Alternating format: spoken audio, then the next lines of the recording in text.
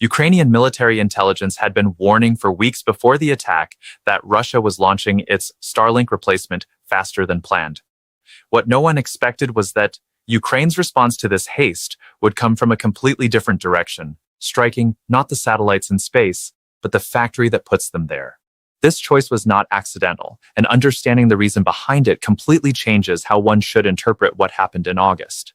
Because destroying satellites already in orbit would be nearly impossible, expensive, and diplomatically explosive, but there is a single point, far more fragile, through which this entire plan must necessarily pass before any satellite can even take off. And that was exactly the point Ukraine decided to hit.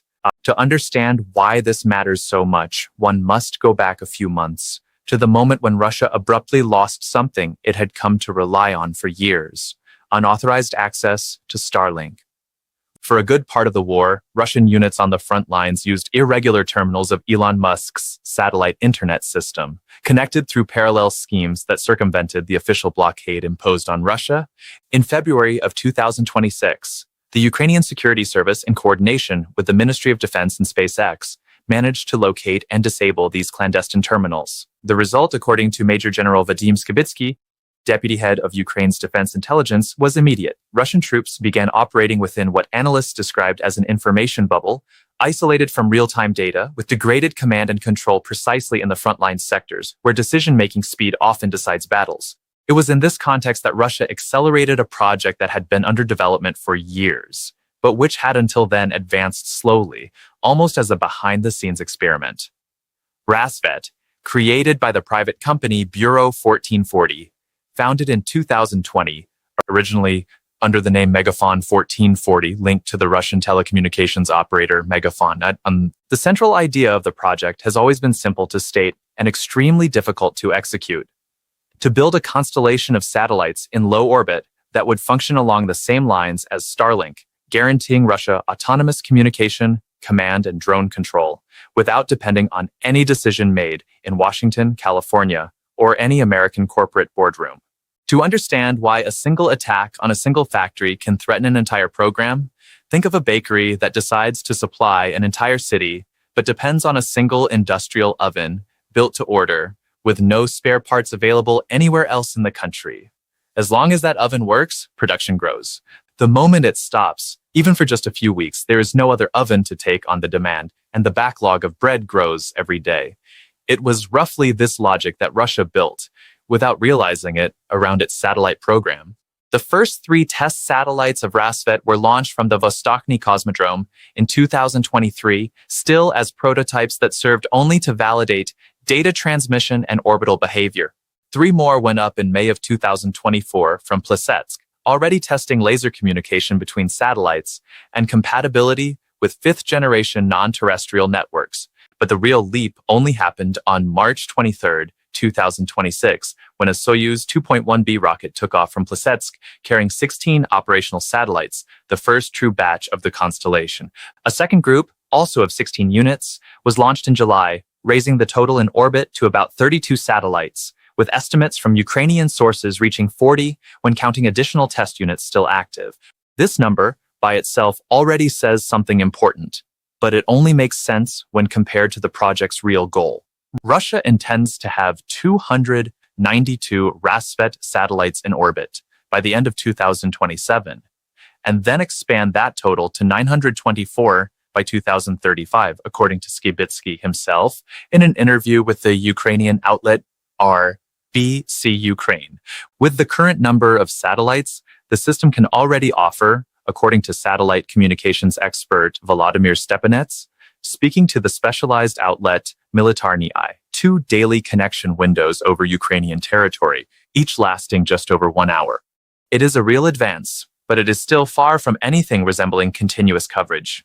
As Skibitsky himself summarized, only when the constellation is complete will the system actually function like Starlink, allowing uninterrupted communication at any point on the planet. And it is precisely that word, complete, that carries the real problem of the Russian project, a problem that no additional satellite in orbit can solve on its own. There's still a second layer of vulnerability, less visible than the number of satellites, but equally important, the location of the ground stations that make the system communicate with the rest of the internet.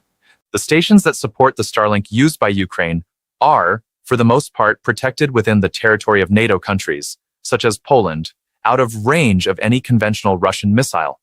The ground infrastructure that sustains Rassvet, on the other hand, is concentrated within Russian territory itself, within the ever-increasing range of the long-range missiles that Ukraine has been developing.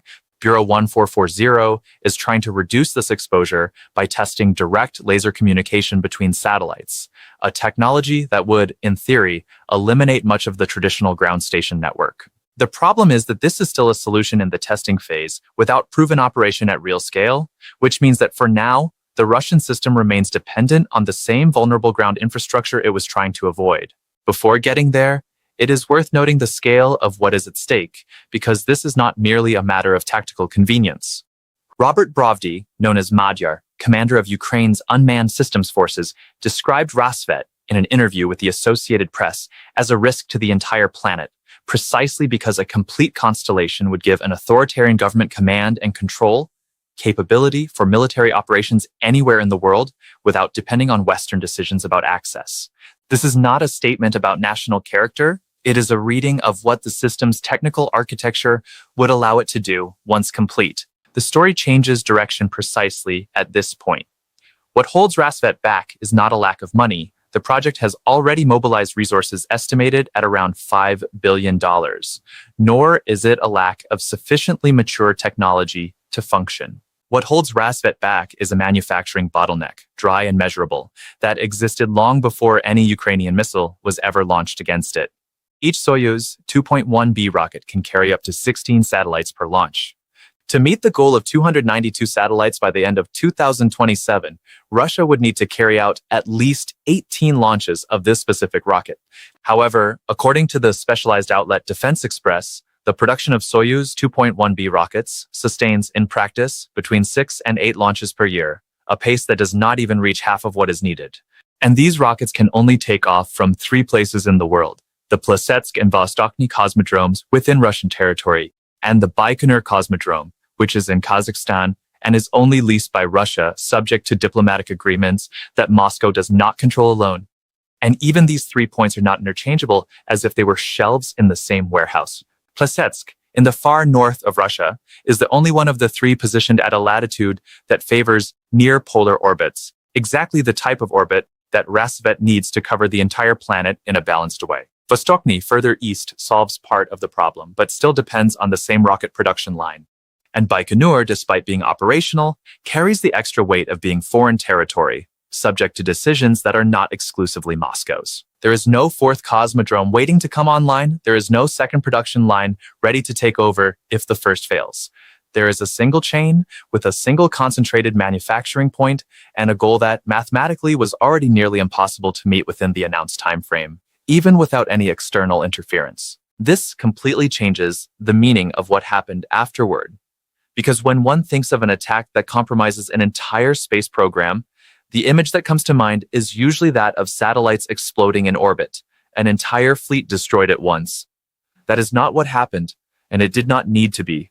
The real target was never the satellites already launched. It was the single bottleneck capable of stalling everything that still remained to be launched. And that is precisely why the strike was so disproportionate to the physical size of the damage.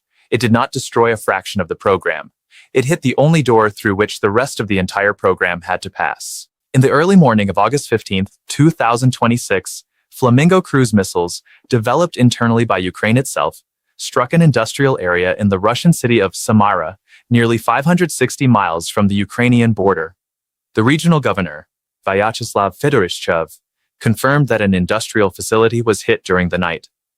Andriy Kovalenko, head of Ukraine's Center for Countering Disinformation, identified the target as the Progress Rocket Space Center, precisely the facility responsible for manufacturing the Soyuz 2.1B rockets used to launch Rassvet.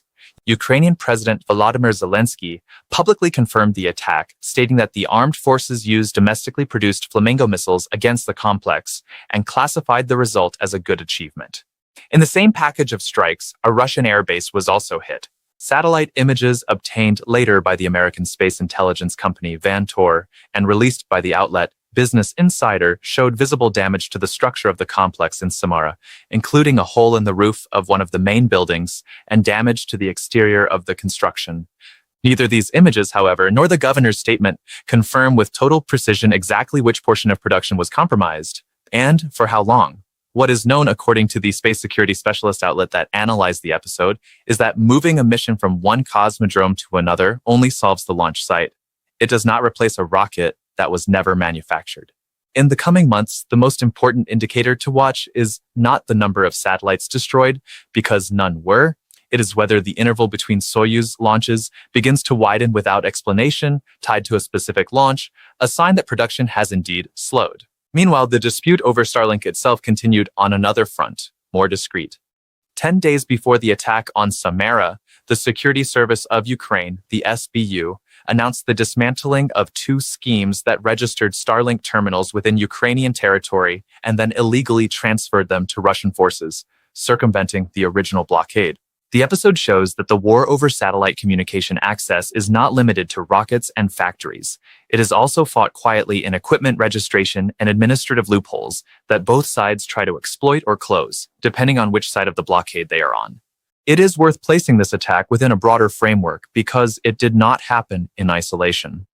According to Skibitsky himself, the Russian missile industry had been exceeding its monthly production quotas, operating between 110 and 120% of planned capacity in some segments, which shows an industrial machine capable of accelerating when the priority is clear. This makes the specific fragility of the space program even more revealing. Even an industrial system that can surpass targets on other fronts could not resolve, in a timely manner, the structural bottleneck of a single type of rocket concentrated in a single factory. The real strategic equation boils down to one word that is not technical capacity: time. Every month that Russia loses rebuilding production capacity is a month in which Ukraine's advantage in using Starlink-guided drones remains intact.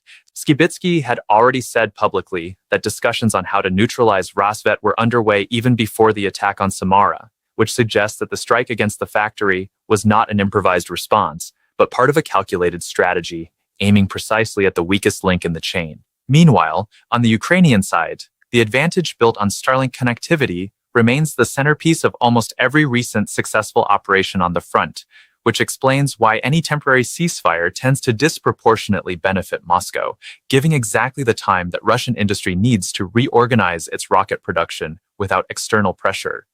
While pressure on the industrial rear is the only factor that, for now, keeps this race tilted in Kyiv's favor.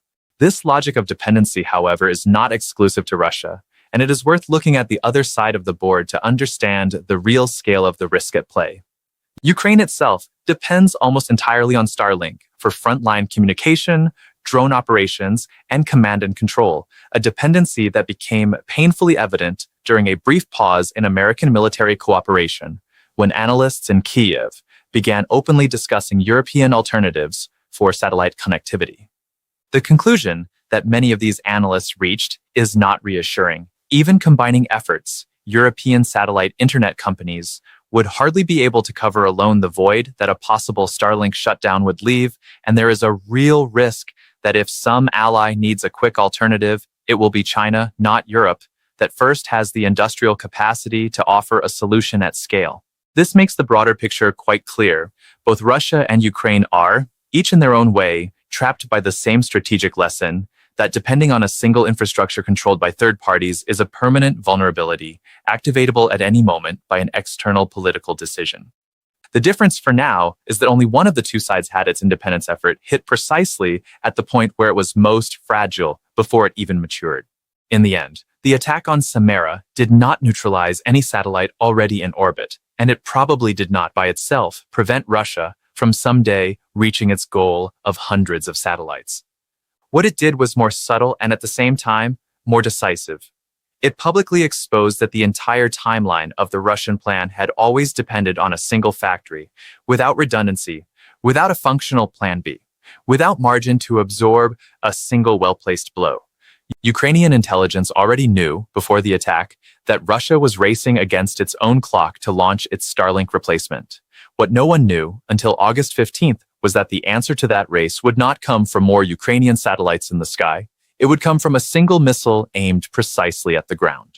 Faced with this scenario, it is worth asking, if the entire architecture of modern military communications on both sides of this war depends on a single production chain without redundancy, is it really sensible to keep calling this strategic autonomy, or would it be more honest to call it vulnerability disguised as a solution?